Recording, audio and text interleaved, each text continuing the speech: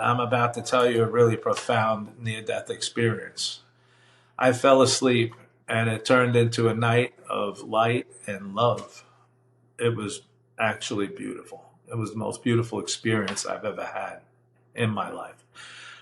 I remember exactly, this is how profound this is. I remember exactly how I left my body. Now, from things I've learned now, I might have left a slightly different way, but I remember leaving through my eyes. And, they call the eyes the windows of the soul. I believe that now because that's how I physically left my body.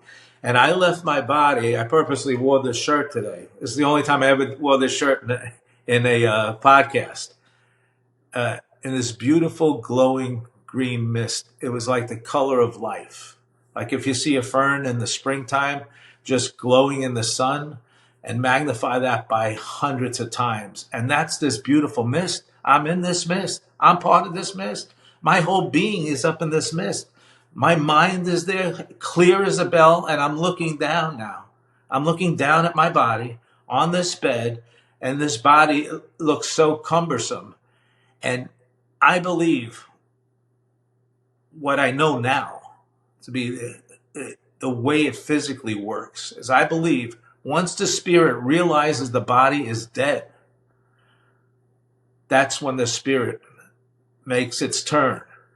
I'll never forget, out loud, I said, I'm floating above the body, and I was floating around the room for a while and above the body looking down on it. And I said to myself, that body is not alive.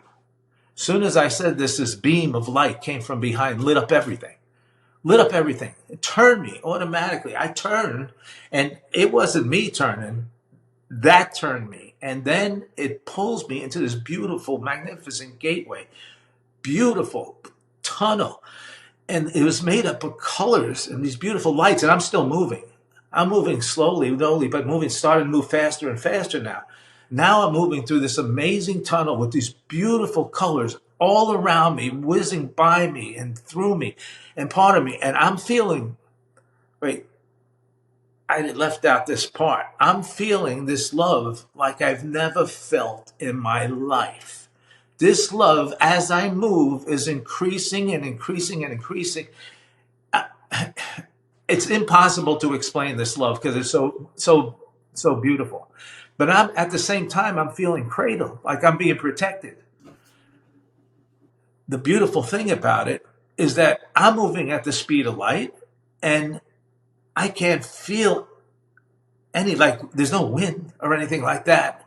It's just moving like I'm pure energy moving with the light. It's magnificent. And then I finally get to my arrival, which I'll call heaven because I believe in God.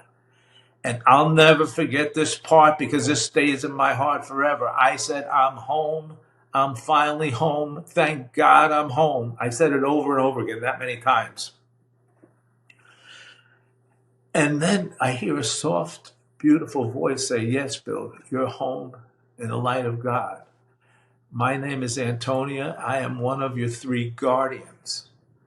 And she explained to me that she was with me on the way back. And that might have explained that I didn't have physical feel anything. And I felt like I was cradled because I did. I felt like she says she was with me, like basically holding me, coming back. And that's what her physical job was. She says, you have 2 other guardians. At this time now, there's family, there's friends all around me because we move in spirit circles. We incarnate together through lifetimes over and over and over again.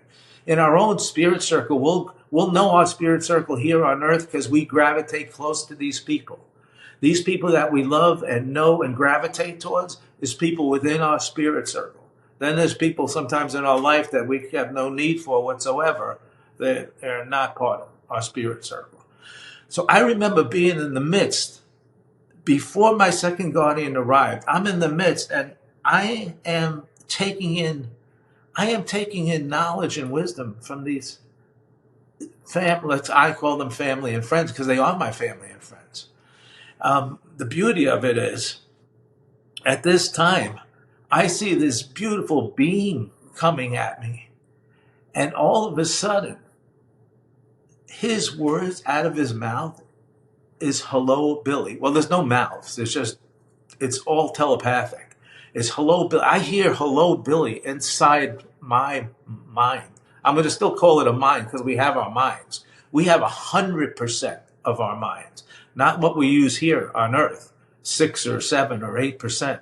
We use basically, I think, 100%, because we could communicate with not only one individual, we could communicate with groups of individuals or groups of spirits, not individual people, but physical spirits at the same time.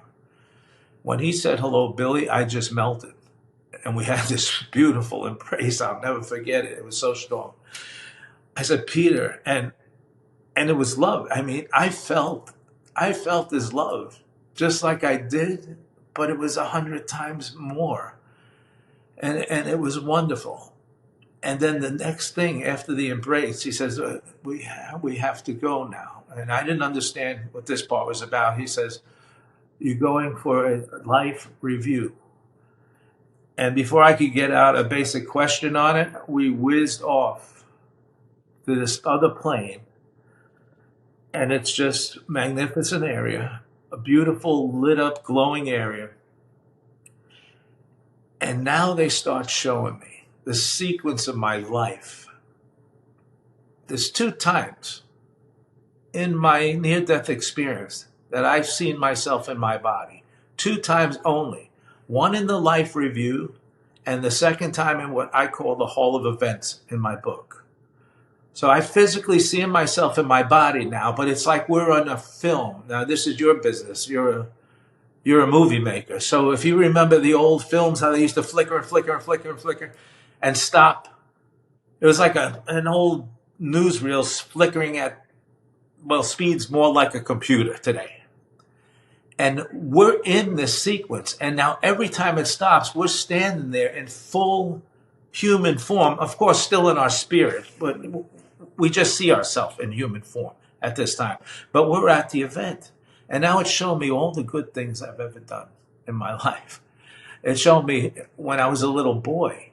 I mean, the Dodgers had left Brooklyn. Otherwise, I would have took my friends to the Dodger games. But I used to, my mom used to have a little extra money. She used to give it to me. And by no means were we rich or anything, but we did okay. My mom used to give me some money. I used to take the friends to Coney Island. If you haven't been to New York, Brooklyn, you know Coney Island. We just had fun riding the rides and everything. We went up to the World's Fair once when we were 10 years old, 1963 World's Fair. It was just beautiful. And then they showed me the good all through high school, all the times when I won the awards and everything and helping people out and doing other things. And then they take me to this time in my life when I'm a paramedic in Miami. And they take me on a physical scene that me and my ex-partner Danny was on. We were driving up to our station. We used to pick up our unit downtown Miami. Every shift we had. Pick up our unit, we'd have to drive it up to North Miami Beach to our station. So we're driving north on I-95. And we are at, I would say about 95th Street and I-95 at the time. And over the radio, the dispatcher comes on, says there's a 317 on 135th Street. And he was actually talking to our partners in our station. Our station is still 10, 12 minutes away from where we're at. I pick up the microphone. I says, our ETA to 135th Street is less than 2 minutes. It was really about a minute by now, because now we're at about 110th Street. And we're moving at 70 miles an hour or so in the ambulance. We get to the scene. And first thing we see is this young boy. And a teenager, I say, mid-teens. And he's running around frantically. And I get the medic bag right away, hop out of the unit, and run right over to him. And he turns around, and I see his face just got little, he's not too badly hurt. He's just got little cuts on him. In those days, people didn't wear their seatbelts. And this little Chevy Nova plowed into this pickup truck. The guy in the pickup truck was all right. He waved to us. He says he's okay.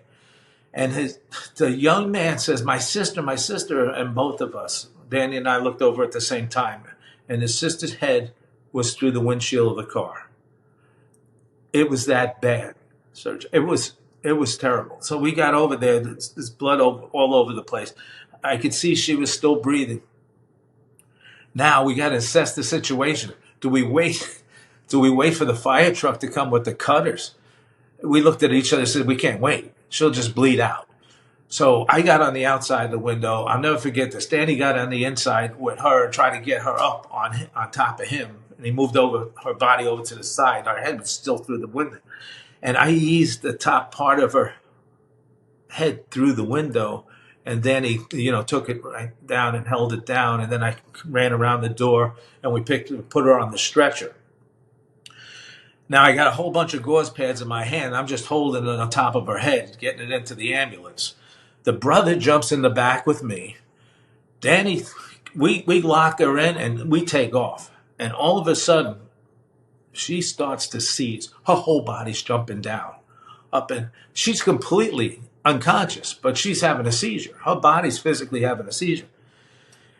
And I have her, I never forget, I had my left hand under her neck and my right hand on top of her head, trying to hold her head down. And it was fine until she started jumping. And now I have no control. So I think in my mind, I'm turning around talking to the brother. I yell, God help me. I yell to him, God help me. And in my life preview, not real life, but in my life preview, I seen Peter's hand come in on top of mine at this point, on top of her head. And I still get the chills in me when I talk about this part, because it was so unbelievable. We got to Parkway General Hospital. We were right there. Parkway was only on 167th Street. We left from 135th Street. We were there in 2 minutes, and they were all waiting for us already. So they got us right off into the operating room, and then we went about our day. So we go back to the station. We need to change the uniform because we were soaked with blood. I mean, this story is a good story. I know it sounds like a bad story, but it's a good story. We change, get up there, but I can't get this girl out of my mind. I'm thinking about, she's a young girl. I'm thinking about her the whole day long, whole night long. We finish one of our last calls at 2 in the morning or 1 in the morning or something like that. We got back to the station and I fell asleep for about an hour. Danny, we're due to bring the unit back by 7 o'clock in the morning. So I wake him up like an hour before our regular time to get up. And he doesn't know what time it is. I said, Danny, it's time to get up. And he says, okay, all right, let's get ready. And I said, we have to go to Parkway. And he looked at me like I was crazy. I said, they were bugging me the whole day. Everybody in the station, they kept on saying, Bill, leave your work at work. Don't take it home with you. Okay? That's what they were telling me. And Danny turned around and said to me, Bill, she's dead. She's not alive, Bill. She lost too much blood. I said, Danny, I don't know what it is. I got to go. Now, I've been paramedic already a couple of years by this time. And I never did this before. Never did I go back and see a patient, because that was our job. That's what we were supposed to do, because the outcomes in those cases were usually not good outcomes. So he finally agreed. It was 6-7 miles out of the way both ways. So we went up, we get to the hospital, and we know all the nurses in the emergency room because we're on the shift every other day. And I think the nurse's name was Becky. And I said to Becky in the emergency room, I said, what happened to that young lady we brought in yesterday? And she said, you want to meet her? And when she leaned over and said, you want to meet her? I was thrilled. I mean, I was ecstatic. So I felt so good inside. My heart felt good. She took us up to her room, and she's sitting up in bed, the girl, eating Jell-O. And she's got a bandage. It looked like a high turban on her head. And the wonderful thing about it for her, when I looked at her face, all on her face was, she just had little tiny scratches on her face. So I know her face wasn't going to have any scarring. And her brother was sleeping in the corner, but he must have heard us. And all of a sudden, he pops up out of the chair and he yells to his sister, these are the guys, they saved your life. And she was so ecstatic. The parents were there, and it was just a beautiful reunion. So they show you this good, this good, this good, but now they turn it around on you. And now they start showing you the bad things you did in life or the wrong things we do in life.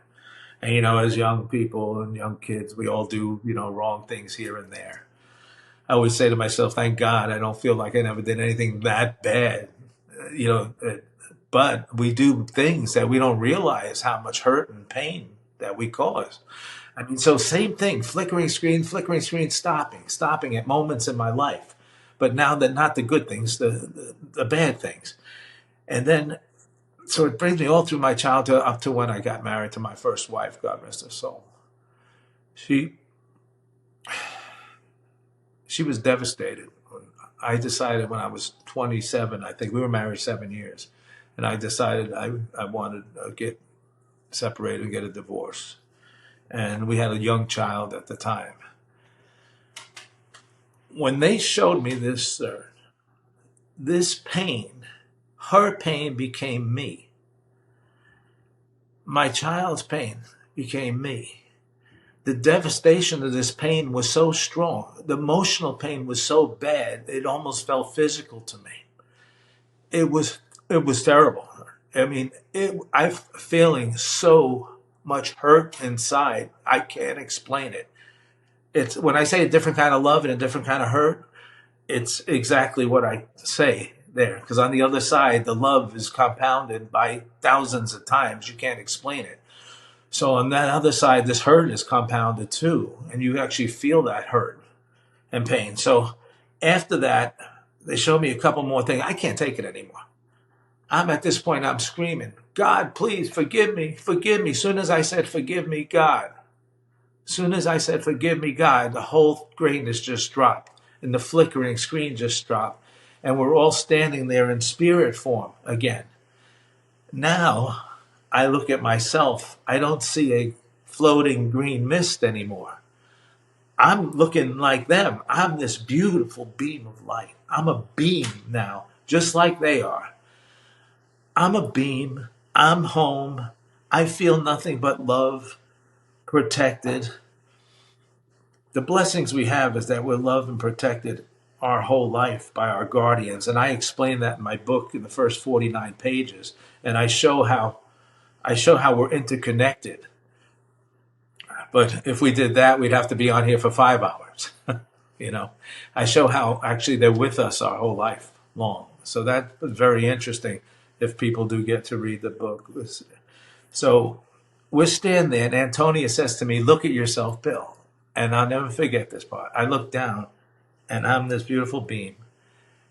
And I said, I feel and look like you. I remember this so clearly. Now, my third guardian approaches. Peter and Antonia announce him. They say, this is Oren. Now, Oren was my angel of knowledge and wisdom. He was my intuition my whole life. Everybody has this. If you're about to do something wrong or something like that, and something in your mind is telling you, no, it's not the right thing to do. And if this something in your mind is telling you that over and over and over again, that's your intuition talking to you.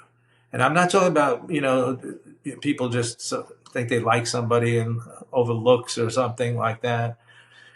But I'm talking about a firm intuition. And Oren's been with me my whole life. I used to call him the angel that sits on my shoulder. I believe we all have angels that sit on my shoulder. I mean, Serge, when I talk about miracles that happen in my life, not only did they happen there, they happened during my time as an owner in business in a different country in the world. Once my wife and I was physically taken, we were kidnapped. Miracles happen in our life, and we should have never got out of that alive. And that was so crazy, that experience we had over, because we were physically taken. We were kidnapped, and I believed they were going to kill us. I was beat with machine guns on my back and head, and it was just it was a bad situation. But now Oren says, we're going one more level. And we travel up, and now we feel like I'm in this beautiful auditorium made of beautiful crystal. But the crystal's reflecting the universe. It's so magnificently beautiful. It's wonderful. And this is the second time you see yourself in physical form. Now, basically, the same thing happens with the flickering computer screen or reel, like I used to explain it, but it's more like a computer. We're in physical form and we're stopping at events. Now it's showing me the past. It's not showing me just my life. It's showing me the whole world's time frame of life while I was alive. But it was a funny the way it started for me, because it started for me in one of the wars that I was never even born for. So I believe it was World War II or Korea. So one of those wars I was never even able to be in. But that's where it started off. That's where our first sequence and stop was at this war. And it stopped, physically stops there. And I'm in the middle of bad things going on in war. Everyone knows what goes on in war.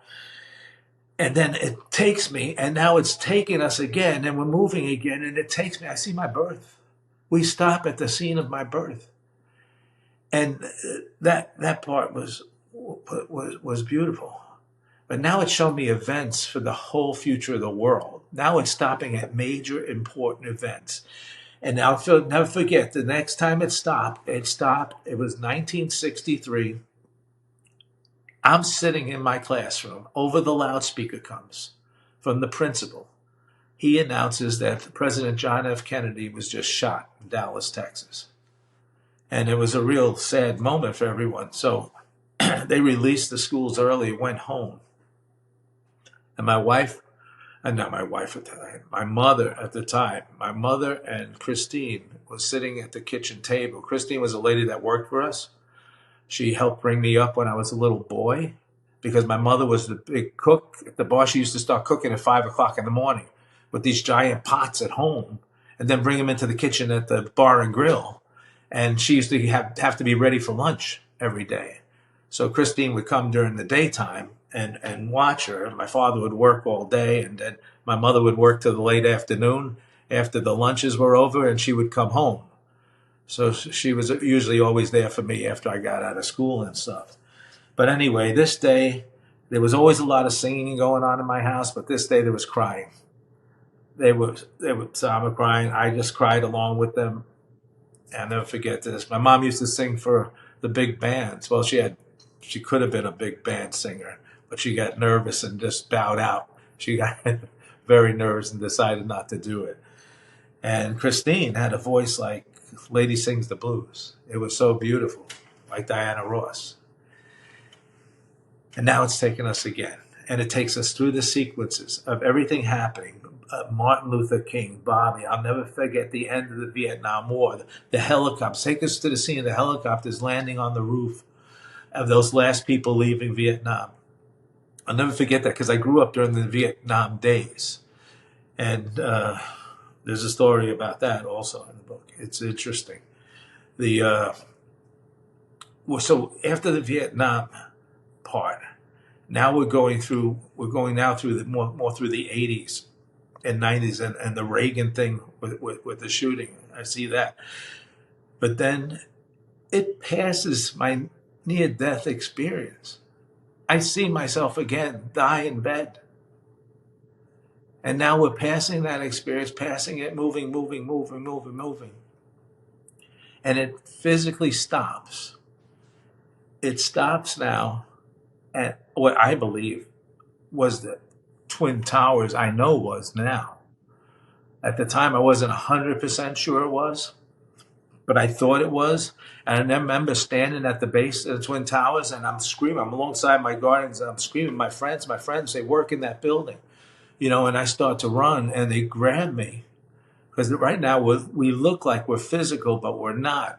And this explains what it was. In that debris and smoke, it was completely black. No one could see anything. As they were running, they might be able to see 5-6 inches in front of their face. But they stopped. Oren stopped me and says, "What do you see, Bill?" I says, Oren, I see everything. And basically the explanation is that I wouldn't have been able to see if I was really there. He says, we're not here now. That's when that was unbelievable, that part. When he said, we're not here now. I'm looking at future times in these cases. Then after the 9/11, there was one more stop between then and now. And I believe that was Baghdad. They stopped in Baghdad because I remember the bombs going off all over the place as Baghdad was being bombed. And again, instinctively, I think it was just an instinct that my spirit felt to start, to run. And again, I remember they started go inside saying, no need to run again. And the reason why I know it was Baghdad, or I believe it was Baghdad, because that was the only incident that happened around those years, a couple of years after 9/11, and the way the people were dressed, their wardrobes they were wearing. That's how I realized. So now we're back in the flickering screen again. We're moving faster and faster to, I believe, Serge, are these times that we're in today. The times that we're in today, there's major things going on in the world. And it's not only here in the United States, it's all over the world. Things are happening. And it's time for people to make extremely important choices because there's too much hate going on in the physical world. Now, I'm going to explain in my last part in a few minutes how that hate doesn't work with the earth. Okay, it's very important that people understand that. They put the two and two together. But this hate we have to come together at this point. It's all in our choices, and that's how we're judged. We are judged on the other side in one way, not in a physical judgment, but in one way. We're judged by a sequence of choices that we have through lessons going on throughout our life. We're on a path of a life path experience that we're supposed to stay on this course. And that's why I explained so much about intuition and Oren, because you have to listen to that intuition when it's over and over again. That intuition is so important. And when something's telling you it's just not the right thing to do, you just don't do it. That's it. Said and done, you don't do it because it's only going to lead to a bad place. And people ask me all the time, well, how do people wind up, murdering people if we all belong to part of God? These are people that went off their path. They're off the path of enlightenment, and they have to steer back on. But what I mean about now, we have to make choices because technology and everything is moving way too fast. It's hard to keep up. The human in us can't keep up with technology. People don't know if they're going to have a job in 5 years or 2 years from now. I'm talking about young people that are in their 30s and 40s.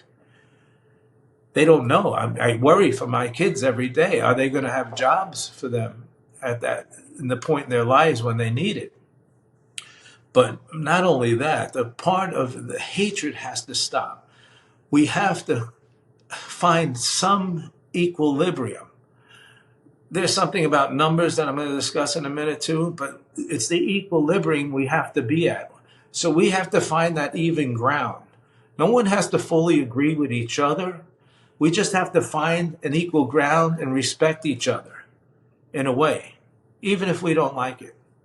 The reason why, because you're not going to change many people's minds. If people's minds are going to change, they're going to change on their own. They're going to be able to have to make their own choices, and that's important for them. So that's why the Enlightenment is so strong. But it takes me, this is where we're at now. We're at the end of the Hall of Events. And it shows me two major outcomes. And this was unbelievable, this part, because there was a plane of outcomes. When I looked over and saw a plane of different, almost like floors, of different outcomes of what we could be in, I was only brought to two. I was brought to the bottom outcome, which was very bad. I was brought there first. I was brought. If your viewers know movies, like I explain it, like Mad Max, the Mel Gibson movie, I explain it that bad because things could actually get that bad. You know, everything's like I said, technology, nuclear, everything is. If something goes wrong, we're done for. And at that level, they were showing me people disastrous, living off each other, not feeding off each other. In other words, killing for water, staples, basic staples like food, water. You know, and and life is just terrible, terrible. No lodging, no food. This has got to stop. We have to come together and find that equilibrium. It's so important we get to that point, and that point is now. We don't have time. We don't have time. This point is now, and it's soon. Then they take me to a beautiful area on top of there must have been about 7 or 8 planes in between, because there's so many different choices you're elected with. You could take, there's so many different roads that you could take in your lifetime. They take me to a plane of utopia. You know, my hope for our being, because I know and believe we're in an ascension time frame right now. Ascension time frame in our earthly world only happens once every 230, 40 years. An ascension time frame is a separation of something. That's what it means. That's what it stands for. Some people say, well, the Lord's coming down, Jesus coming down to take us back up. Some people say we're separating from different things, ideologies. And I believe what this point is, this utopia was so magnificently beautiful. It was a utopia of kindness, of service, a utopia of forgiveness, where people just didn't live off each other, that they helped each other. They worked with each other. And this is not in the spiritual world. This is showing the real life. I mean, it's hard to believe now because we move so fast. Technology moves too fast. Like I said before, that has to slow down a little bit. Not that technology is bad. Technology is very good. Except why can't we use the technology for the good things instead of the things that are going to cost 90% of the jobs in the world? Because what do you have then? Then you have a society that doesn't have anything to live for anymore. So it's very important. That's why I say this part of our life is very important. Now I'm going to take us to our last stage, okay? Because now they bring us back in spirit form again. We go from here. We physically stay in spirit form. But now I'm in front of a panel of beautiful angels, a whole panel of beautiful white beings. This panel had so much wisdom and knowledge within them. I was introduced to 9 principles of enlightenment at this time, and I was being bombarded by the different angels at the same time. And it was beautiful. It was beautiful. These principles are simplistic to follow. If we follow these 9 principles of enlightenment, we could find that equilibrium in our life. It's so perfect. So I'm going to go over a couple of the principles. I don't want to bore your audience. I don't want to stay too long on them. But in principles, very important one. And the first one is the same as 10 Commandments. You can't take another life. It's not, well, there's not consequences on that. What happens on that is this. This is the problem with that. We can't change another person's life path. We're not allowed to. Our forces of beautiful angels and God does not want us to interfere with other people's life paths, but nor do they have the right to change your life path itself. Your life path is your life path. You have to complete that life path before you go home. Now, also, they have to complete their life path before they go home, so we shouldn't be thinking about doing anything like that.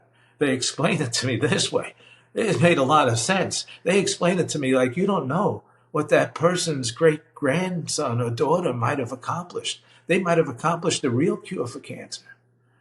You know, so that's how it was explained to me. I mean, it's so advanced. It's it's so far beyond what we know. Like, I believe in God and I believe in Jesus, and I believe that everybody believes in love, believes in God, because God is love. At the end of everything, it boils down to God is love. That light we're in, you don't only feel God, you become part of God's light. And God is love. The intuition is extremely important to know that principle. You have to pay attention to your intuition and your choices. Your choices should lead on a road to enlightenment, to a better path and a better path and a better path for yourself. Service is important. Remember what I talked about: kindness, service, and forgiveness. It's probably one of the hardest things to do, but that's something in our hearts we have to learn how to do to a point. So it shows me these 9 principles, and they embed it in my brain. They embed it in my whole being. And now this angel approaches me, comes right up to me, and he's bright and brilliant, and I'm feeling every part of him. And he's showing me sequence of numbers floating down right in front of me, floating down. You know, like they show the matrix numbers, but these are brilliant crystals. They're brilliant crystals reflecting the light of the universe. And every number of importance or symbol lights, lights, lights. So these ones are lighting. Number 1 is lighting a lot. 8s are lighting.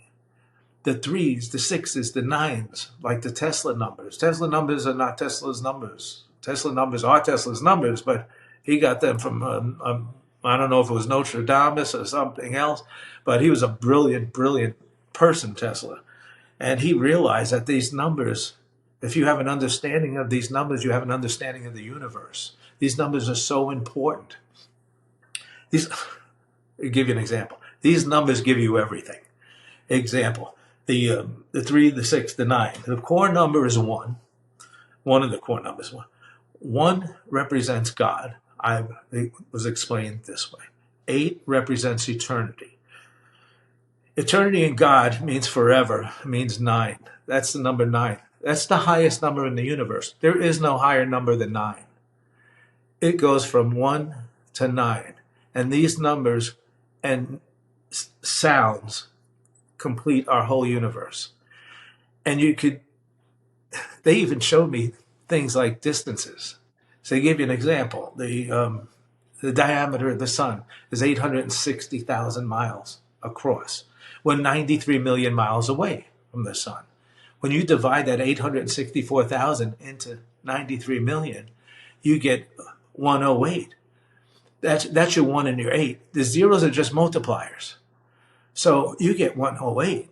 Now, this is pretty amazing if I only saw it once. But the radius of the moon is 108.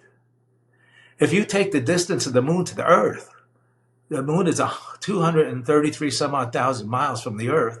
Their diameter of the moon is 2,164 miles, I believe, or 2,160 miles. You take that 2,160, divide it into the 233, you get 108, 001. It's the 108, everything. If we didn't have, this is the way they explain this part to me. If we didn't have these exact numbers, we would not have our seasons, we would not have our tides, and Earth wouldn't exist. So these numbers are complete. Now, the most important thing that you have to understand here is that without these numbers, our Mother Earth wouldn't exist. Now, Mother Earth is the 9th principle of enlightenment. Mother Earth is a being of her own. We drink from her veins. Her rivers are our water.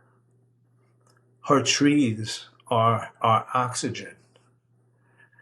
Mother Earth is a living spirit. When Mother Earth is imbalanced, a lot of times Mother Earth is imbalanced from the hatred that's going on. Now, this is hard for people to understand. But Mother Earth is a mother that cares for her babies like our mothers cared for us. And Mother Earth feels. So when there's this very bad disturbance like now, like things that are going on now, Mother Earth reacts with a lot of different things. Now, I don't know about this new technology with the weather thing. I have no interest in that. But I'm talking about years ago when that technology wasn't there. In 2002, I remember waking up.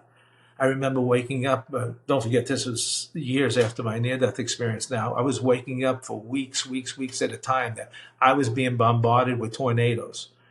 I was seeing tornadoes destructing so bad all over the place. 2.5, 3 weeks later, after I've been dreaming it every night, waking up in a cold sweat, we had 300 tornadoes in the state of Florida, South Carolina, Georgia, all the southern states had 300 strong tornadoes go through it. That's why I say there's an imbalance. There's got to be a balance in positivity. There's always been a negative and a positive, a yin and a yang. They've always clashed with each other. So there has to be a balance of some kind. That's why it's so important about that equilibrium. We have to come to a point of recognizing that other people, it's not that they're wrong, even if the ideology is wrong. It's that they have to understand they're wrong. Believe me, I've tried to explain things to other people, and it's hard to change people's minds. But people will all come to what I believe is the utopia presence of the 333, the equilibrium. Now, if you take that 108 that I described to you, you divide it by 6, you have the core number of 18. Because remember, the 1 and the 8 is the only numbers that exist there. Okay, you could do anything you want with those numbers. They devise everything in the universe. That's how wonderful it is. That's where the 369 is. You take the 18, divide it by 3, you get 6. 3 and 6 is 9. 9 is the strongest number in the universe. 9 is the top of the pyramid. The 6 is the bottom. I'm turning myself now bottom right. And the 3 of the triangle is the bottom left. So the 9 is basically the strongest number in the universe. 36, 18 are your primary cores. And those physical numbers, the 3, 6, 9, control our whole universe. That's how they explain that to me. Completely. Now, they explain one other thing to me. 2 things, actually. They told me my life path number. I didn't know what a life path number was. I didn't know what a near-death experience was. I never even heard of a near-death experience in 1994. It wasn't until my doctor explained to me what I actually had. But they told me my life path number was 3. And I didn't even figure that out, what that meant, until just several years ago. Now I know what that means. Then they told me my alert sign. My alert sign. And they told me to always be open-minded and aware when I see these numbers. When I see 6 and 6. Not 3 6s, just when I see 6 and 6. 66 is my alert sign. And through my whole life, I already knew that number. Because there's times in my life where big things happen. Now, they could be great things or it could be bad things, but it was just lining me up and telling me there's something significant going to happen. When I'm seeing these numbers. Like I could be driving my car and looking at the sign and it says exit 66. I look down at my speedometer, it says 66 miles per hour. I look over at my watch and it says 6 past 6. Now, this happens over and over again through the whole day and sometimes for 2 days. I never had it go past 2 days, but within the 48 hours, something's always happened. Something big in my life has come into place with that alert sign. And now we're basically at the end of what happened. This beautiful spirit approaches me. Not one of the angels. A young, sweet spirit approaches me. And she says, you have the understanding of the 9 principles of enlightenment. You must return. Search. I ain't going nowhere. In my mind, I'm home. I'm part of love. I'm part of God. I have God's light in me. It's the most wonderful place you could. I literally remember. I physically remember arguing for my life to stay. I didn't want to be back. I did not want to be back in my physical body. And then she said it again. You must return. Do you understand the 9 principles? I said, yes, I understand, but I'm love now. I'm love. The last thing she said to me before I left, Dad, you must return. Now, my wife was home. She didn't come with me to that show. She was home because she was pregnant with very bad morning sickness in her first trimester. Terrible, terrible. Second trimester, too. It was just terrible. But she didn't attend that show with me. That's the only time she didn't come to the show with me. And I assumed the spirit's talking about, because it was a sweet girl's voice. And I had a son already. I had a 45-year-old. He's 45 now, 46 now. And my younger boy was the one that was going to be born. He's going to be 30 in September. And she said to me, when she said to me, Dad, you must return that thing. All of a sudden, I'm being pulled back. It feels like through a vortex. And it's not quite as pleasant as going. I don't feel that love. That love is starting to dissipate. And now I'm zapped into my body. And the only thing that moved in my body, so at this time, is my throat. I'm laying back in bed, and the only thing that moved, my arms don't move. They're completely dead at my sides. My legs don't move. I have no feeling in my arms and legs. And all I moves, I remember taking that breath. Imagine that you're underwater and you're not breathing for several minutes, and you just get to the top and take that first breath. That's what I did. It was like, like that, just to get as much air in my lungs as possible. And I'm just laying there. And all I could think of was there. What just happened? Now I'm racked in this body full of pain again. The pain is starting to come. I feel the pain before I feel the tingles. And I start feeling tingles run through my arms and through my leg. It was probably only minutes, but to me it seemed like it was about 20 minutes. I don't think it was anywhere near that. It was probably only minutes, but it seemed so long because when you count out 60, just a minute, that's a long time when you're counting in seconds. And I get my feeling back. I reach over the phone. I said, get my helpers and get someone here to take me to the hospital. And then that's the next thing I know, I was out cold and I got up in the hospital. No, that's not the final part. This is the final part. After they get me all back and they put more fluids in me, they give me the antibiotics again. They don't know at this time, and no one knew I had a severe case of sleep apnea. No one knew that. So on top of the virus or bacterial infection I had a severe case of sleep apnea. I sleep with the CPAP machine now for years, or almost, 20 years I'm sleeping with that CPAP machine.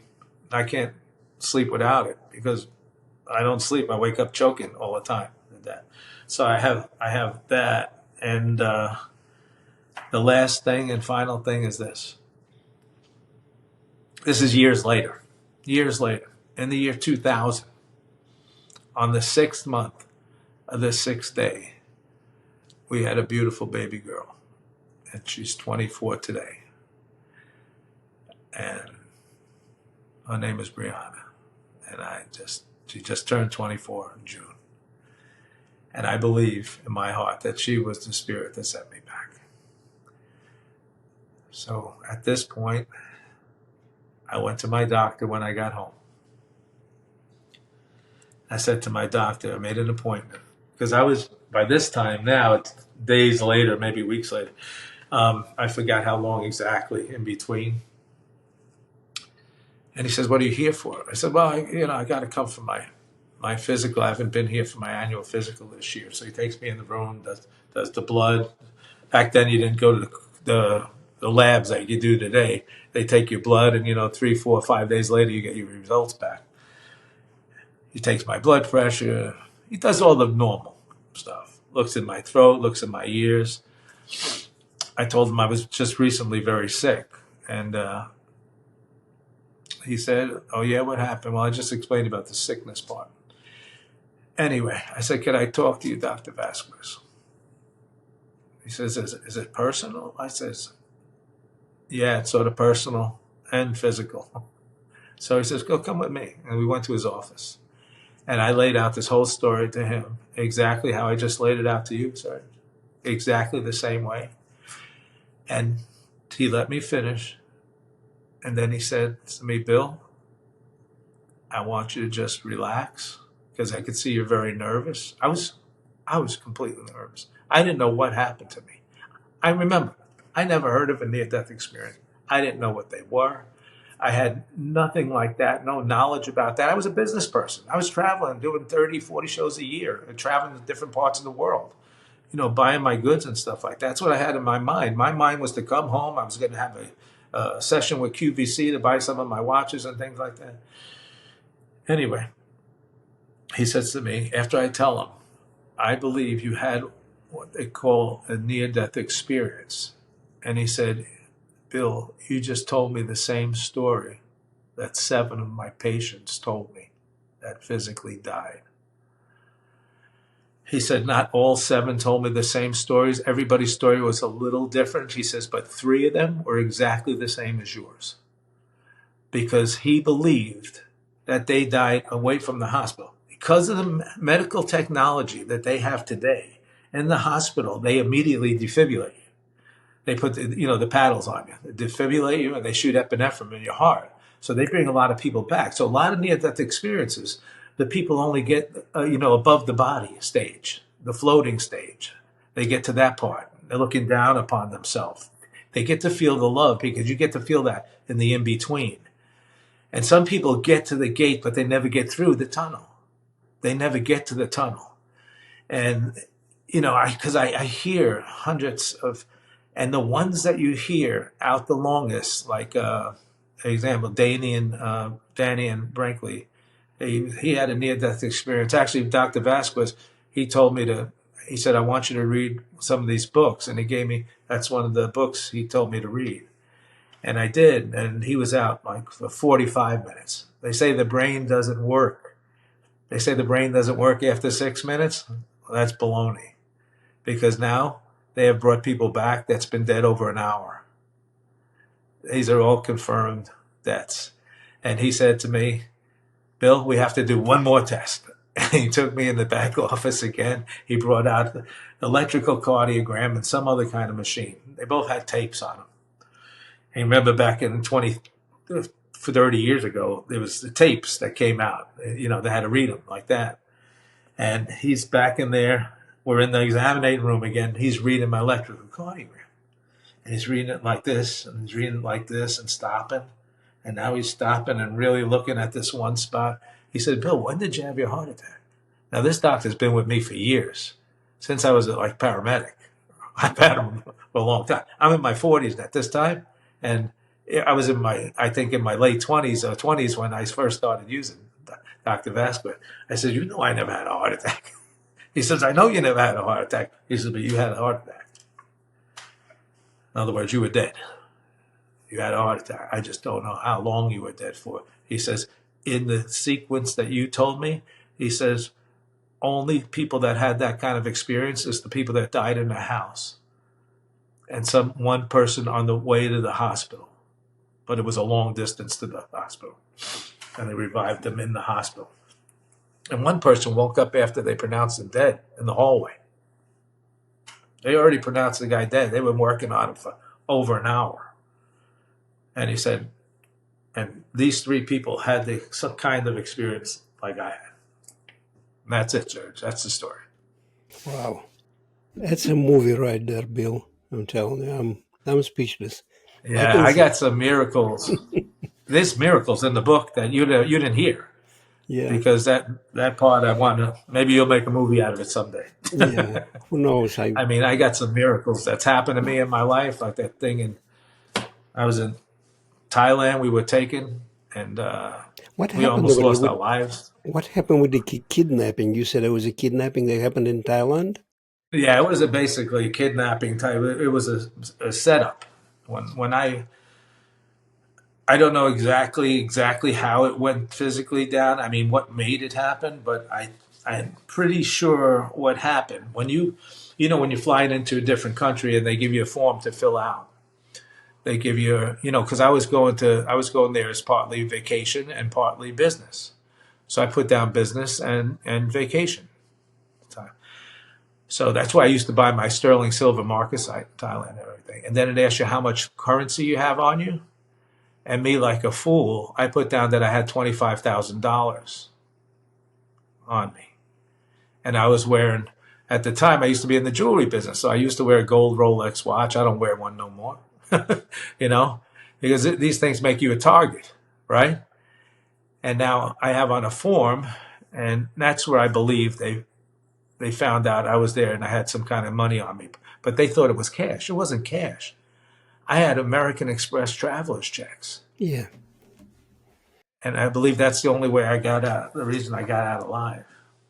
I mean, I explained it in the book. It's a great story. It's a Yeah. movie, is what it is. Yeah. It's unbelievable, actually. I mean, they took me from the Grand Palace, and they took us from there, and we're in the middle. Walked up. I'm seeing signs because they took us out of Bangkok. I'm seeing signs like on the roads, signs Cambodia. I can't read the signs, but they had some of them in English, and we were in. Yeah, at that time we were in fear for our lives. But when they took us to this place, which was supposedly a tourist police station, it was no police station. It was in the middle of the jungle. And the only people that were there were guards with machine guns. And it's a story. And it wasn't for this beautiful, wonderful guide we had. I believe that in this case, she's the reason why we're alive today. God puts angels in your path when it's needed while we're alive. I explain that in our books. There's several times in my life I was in that type of a situation.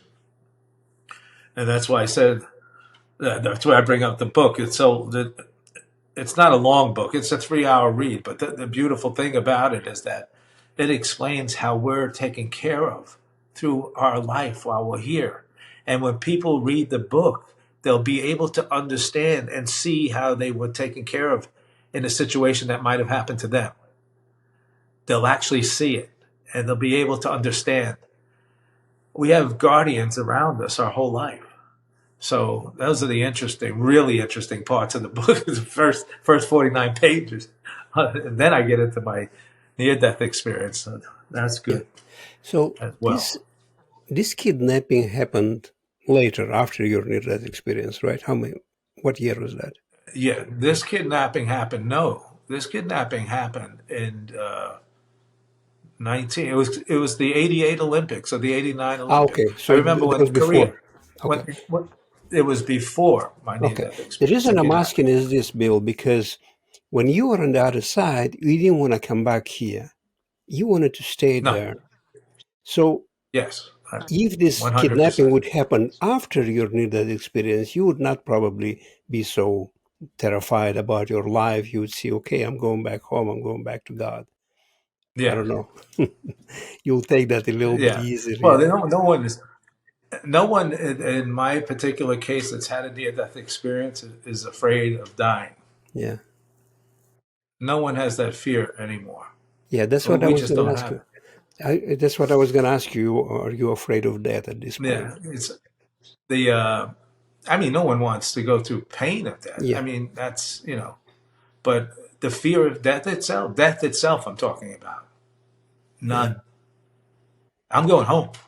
Someday I'll be home again.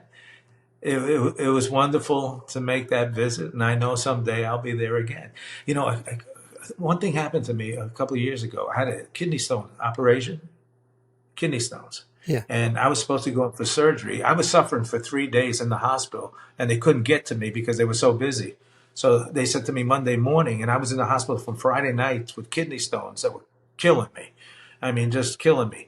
And I was supposed to have the surgery Monday morning, so they stopped me from eating at 11 o'clock the night before.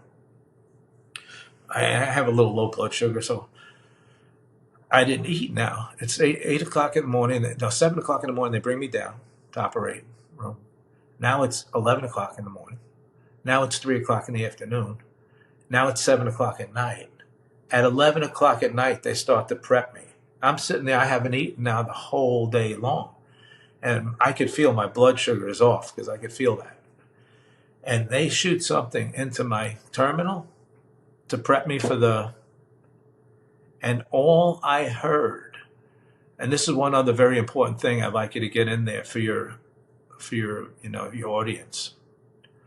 All I heard was the nurse yelling faintly, and she was screaming, but I only heard a faint, faint scream.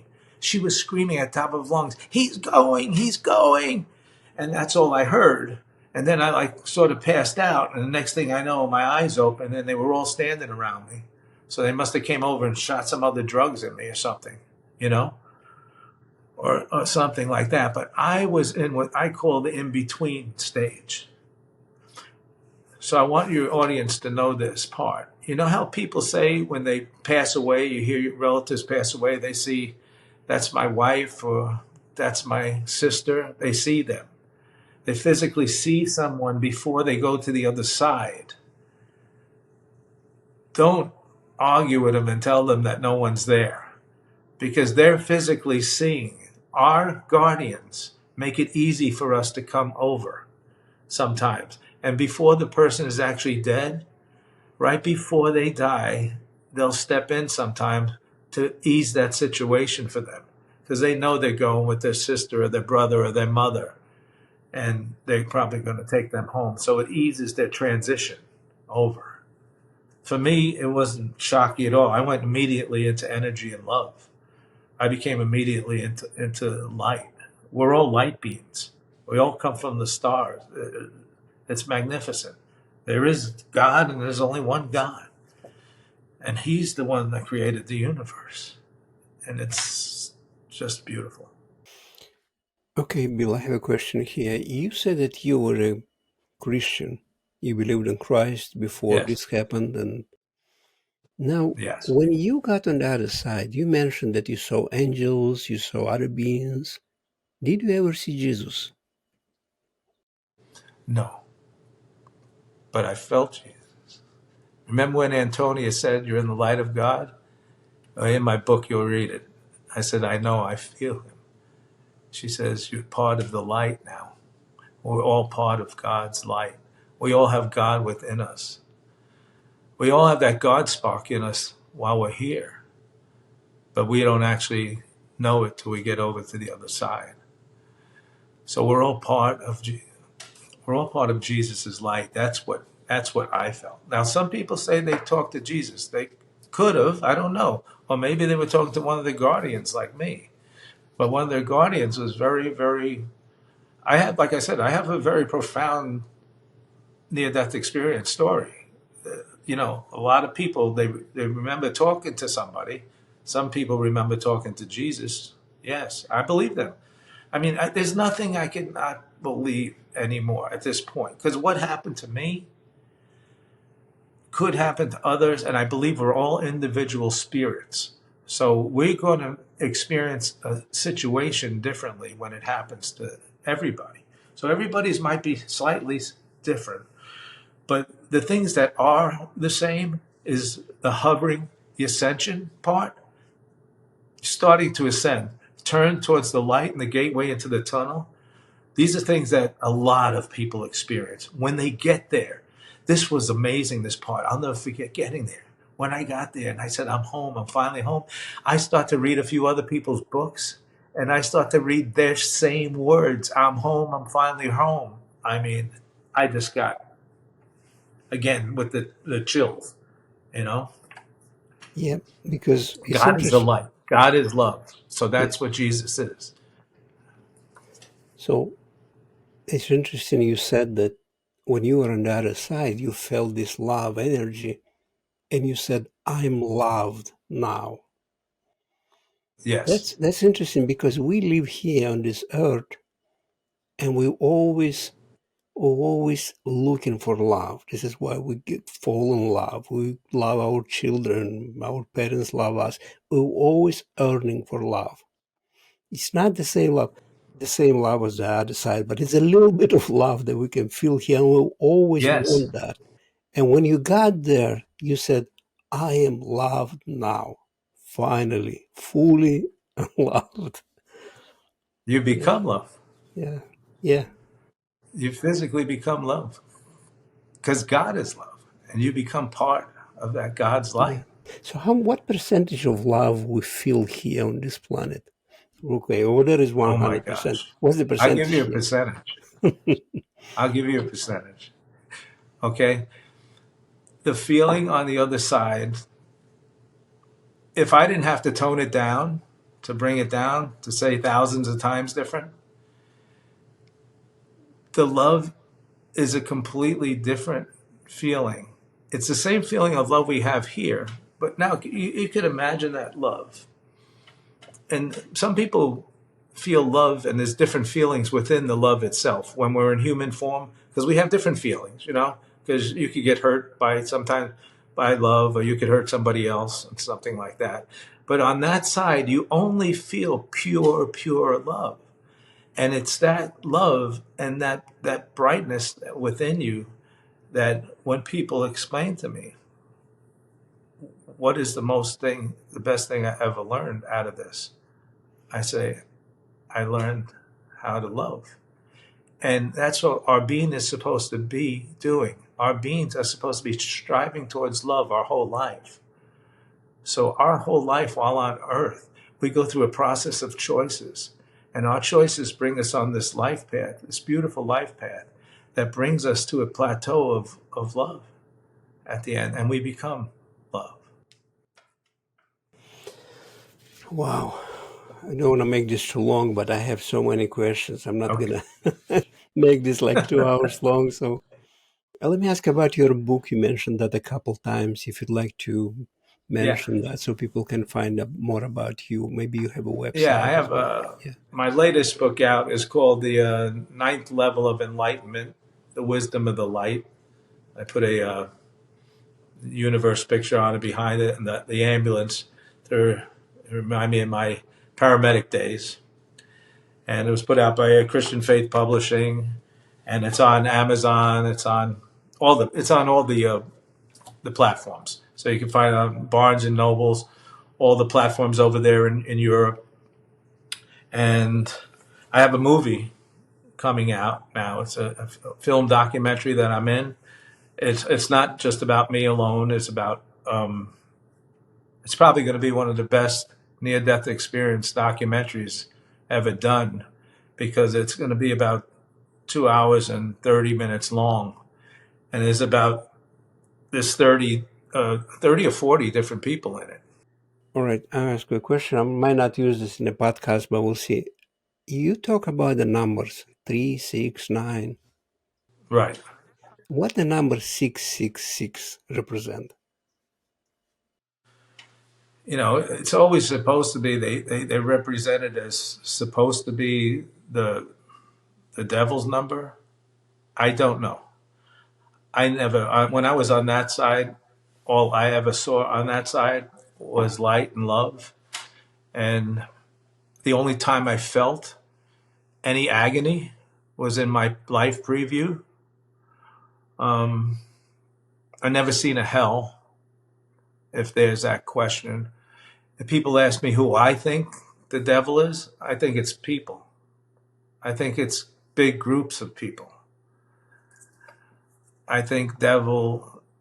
Remember the yin and the yang I was talking about, the positive and the negative? There's a light side and a dark side, and it always clashes. Yeah. So I believe that dark side would represent the devil Yeah. to me. All right. One more. Whether it's a person, place, or a thing, I don't know. I Okay. didn't see any hell while I was there. Yeah. Now, one more number, number 13. What that number represent?